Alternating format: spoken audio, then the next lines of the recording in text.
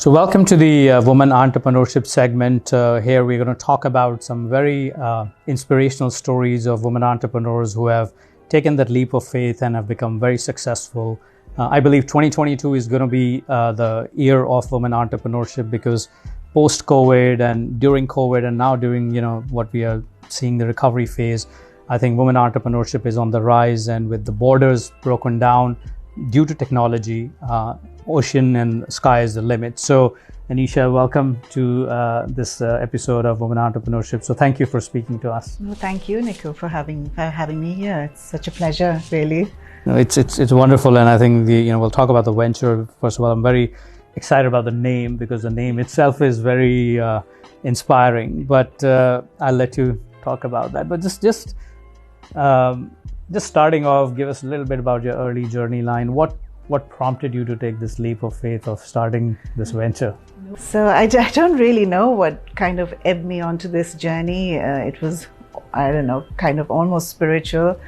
But I walked away from a career in consulting. I was with Deloitte for several years, and I think there were various factors that were liberating, and hence the word Zinda, which kind of set me free. Walking away from the career, I was pregnant with my first child. We'd moved to the UK and from India, born and brought up in Bombay, of course. And I suddenly realized that I found my happy space in the kitchen, producing things that brought me to life. And I didn't quite realize that what I was producing then was actually reviving a segment in the supermarkets, in food to go, that was rather dull and boring. So I think everything came to life, and hence the word Zinda and Zinda Foods. So, we're a brick and mortar company. It's not really a light bulb concept that suddenly came about. It was a labor of love, and I think I've spent a good number of years trialing and testing it. Local stores to start with, and once it got traction, and not only did the industry also realize that we were onto something quite special, something quite different, did we realize that perhaps this could be something that we could take out there on a larger scale. Yeah, and I think other than the word Zinda, I think probably Mumbai roots helped you kind of take that leap of faith, because there's always that tenacity from the city. We love to take risks in Bombay. Yes. I think Bombay being a maximum city, you're just thrust in so many situations where you're having to face things every day, challenges every day, and it's run of the mill for you. So starting something was a challenge, but it was so rewarding at the end of the day. And coming especially from a background which has nothing to do with food, you've got to learn the ropes quite fast. So why food? Is it because you felt comfortable, or you felt like there was this gap in what you wanted to address? Not initially. I mean, initially when I was in the kitchen, I was opening up old cookery books from my grandmother and mother. Literally, the story started then. I hardly cooked back in India. Most of us don't step into the kitchen. We've got so much of help. But over here, when we moved here, I was kind of craving for the food that I grew up on. I didn't have much of an option but to start cooking, from those old cookery books. And I found that whatever I was making was very different from what you see on the supermarket shelves. I think it has a lot to do with my background.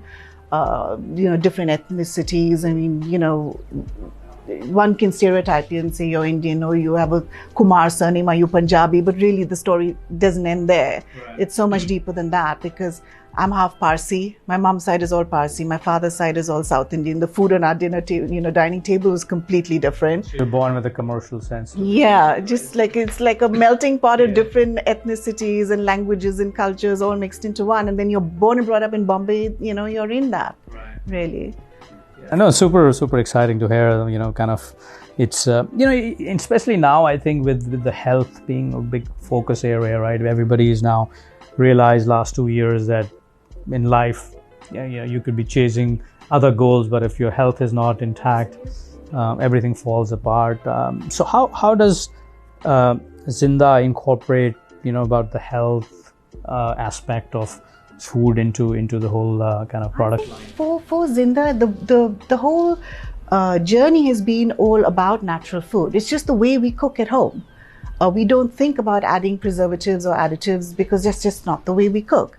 So I think one of the areas where we were starting to make the wrap, I could not relate to the tortilla, even though it was such a wonderful concept of having a roti-like carrier.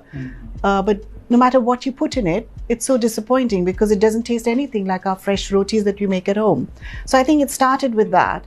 And only then consciously did we realize that what they were putting in the tortilla was so over-processed that at the end of the day, the finished product that you're getting doesn't taste of anything on earth.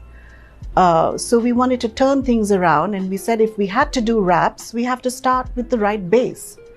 That's where it started. So we started making the wrap base, which we had to trademark as the air wrap, and it's only got 5 ingredients in it. But to mimic the thinness and the softness of the tortilla, I had to marry it with an Indian traditional hand spun, almost like our Rumali roti. So I married it with that kind of technique to get that same thinness. And that's when people realized that this could be a carrier, and there's no need to really pigeonhole it into just being a roti, because it's a carrier that anybody can use. Today we can put it as something filled in it, or we can use it as a roti with a curry, or it could be as a tortilla. It could be anything. So it doesn't mean that because it's made by an Indian, right, or it has similar Indian tones, that it has to be only eaten with a curry. So that's where it really started. And then to keep the integrity of the entire product the same, we don't function like a regular food-to-go manufacturer where they buy in wholesale sandwich fillings and then they put it in. So pretty much the sandwiches and wraps you get in the supermarket have the same, fillings and ingredients in it. We actually cook our sauces on site from all fresh ingredients put together.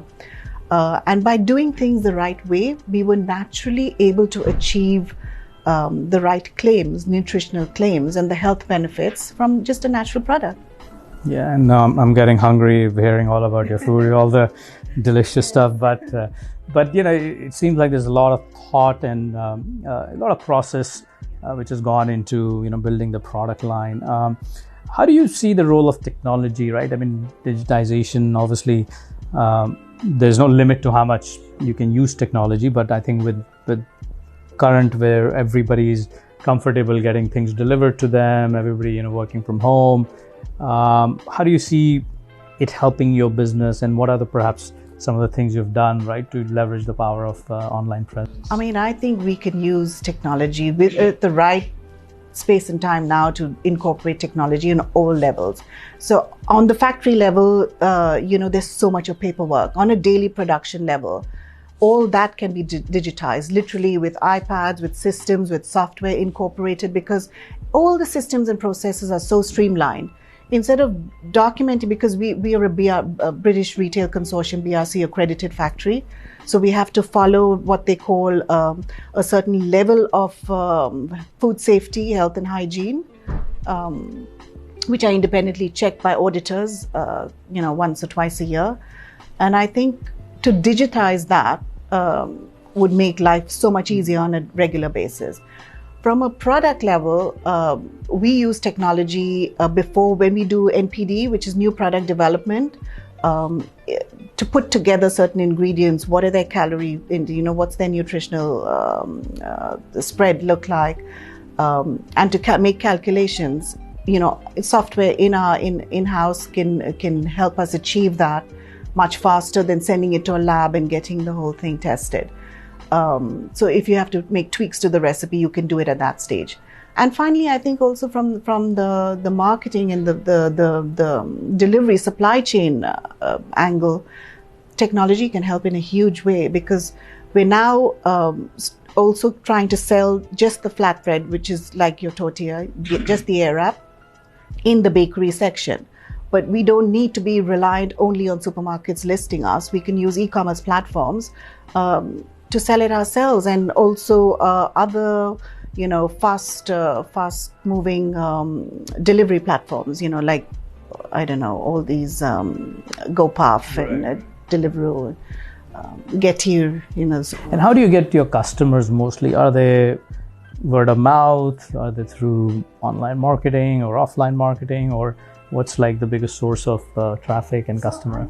I mean, with food to go, with sandwiches, it's not such a trendy category, unlike drinks and snacks where you can get a large customer base to start following you.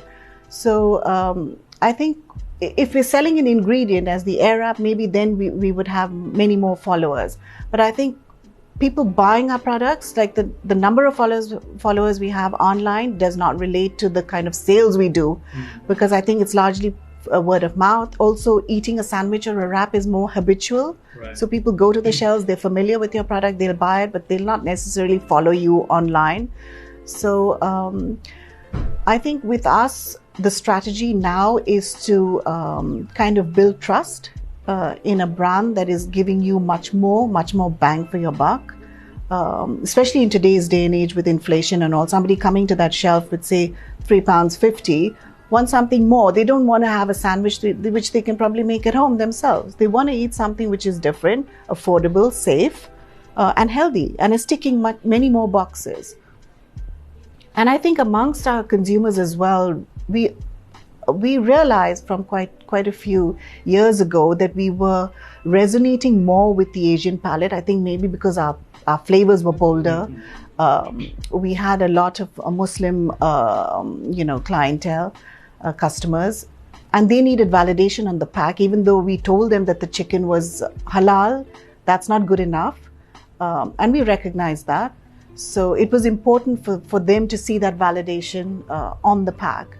So we went down that route of accrediting the entire factory, making it halal. And because we still don't use any trans fats or processed meats, it was a very natural route for us.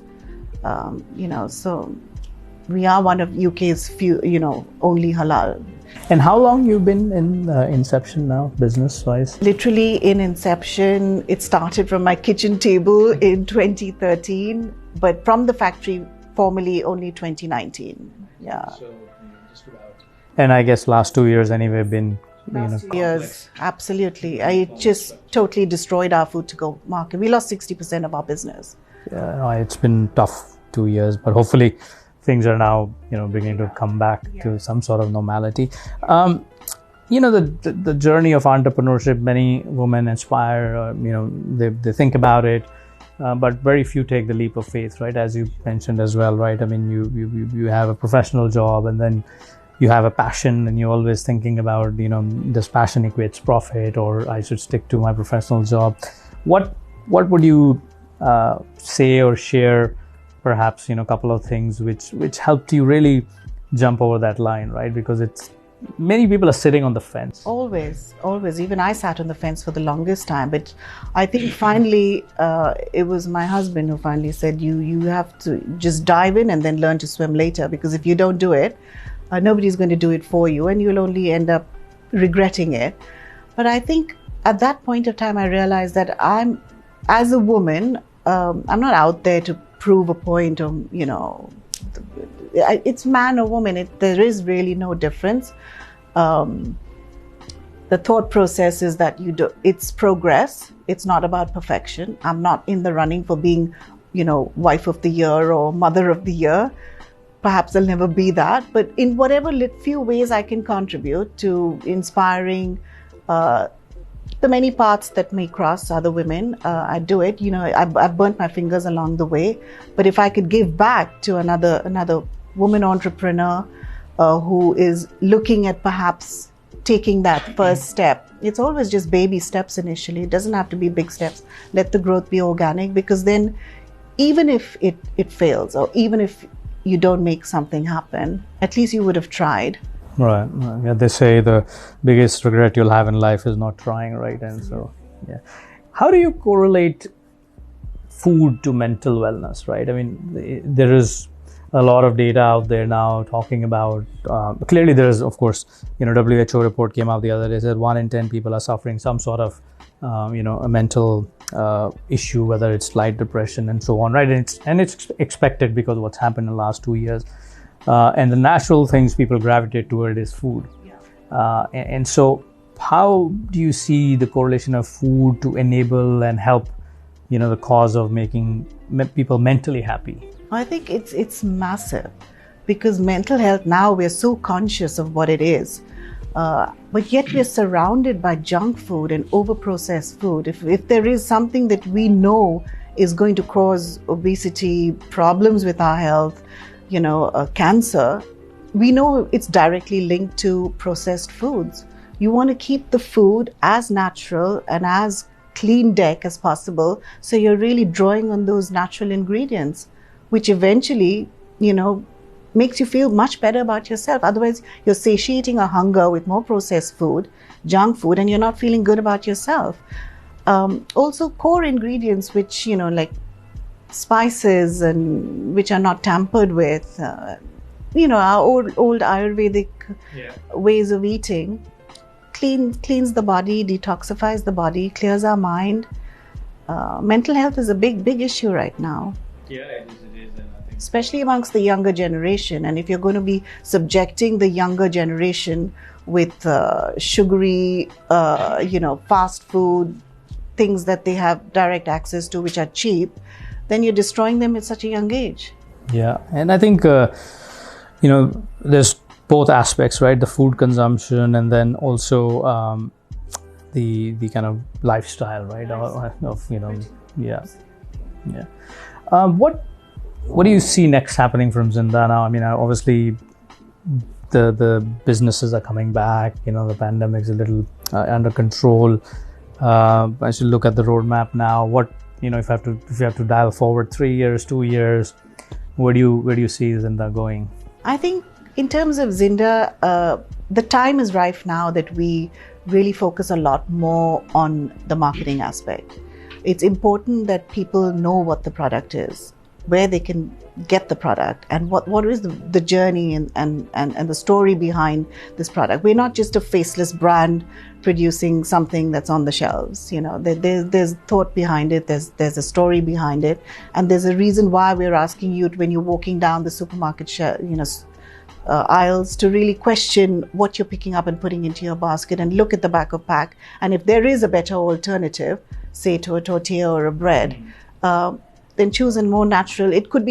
It's just a staple at the end of the day, but it's something that is so essential, and it's on all our tables, and it's what we feed our families with. So why not keep it natural?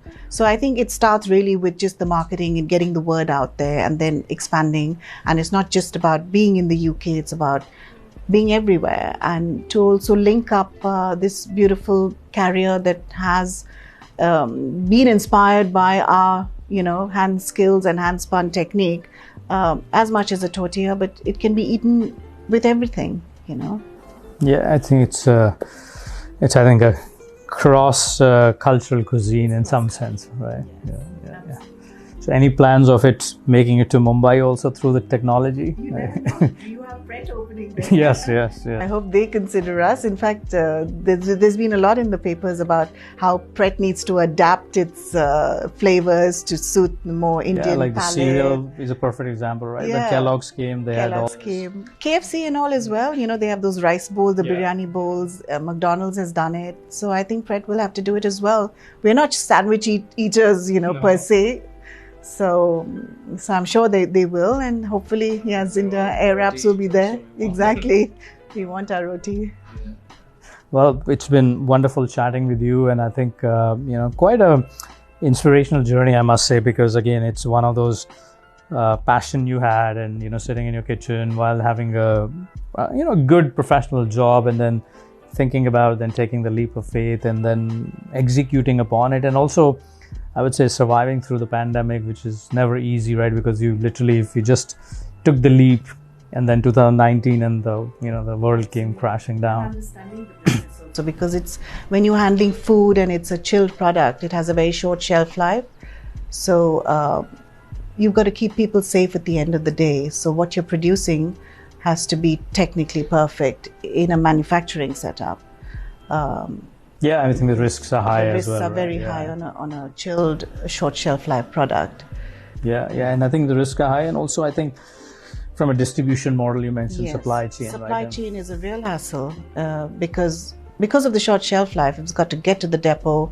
The depots are so big; it's got to be cross-docked into multiple other depots. Then it gets, onto the supermarket shelf, and the clock is already ticking once it leaves your factory. So, but also the health and hygiene, food safety within the factory to keep it clean at that level. And when you're supplying to the likes of, the supermarkets like Tesco, Co-op, they accept a certain standard from you. And from small suppliers with a shoestring budget, it can always get tricky. That's why I think you have larger manufacturers producing it, and they've got the bigger, larger accounts. And this is one section of the supermarket where most of the buyers don't want to give out to private labels unless you have something completely different to bring to the table that's not competing with their existing product. So that's been, I think, the biggest challenge. But, we're in it and we want to change the way people eat. Yeah, and it's a complex business, but I think you've done very well to actually get it off the ground. And now really I think it's the time to go from that the velocity from like 10 to 100. So thank you for taking the time. Great learnings for our audience about taking the leap of faith, executing, and really I guess reinventing, right, to some extent. Yeah. So thank you so much, and we hope to, actually I will certainly go and try your food now. Wonderful. Thank you. Thank you.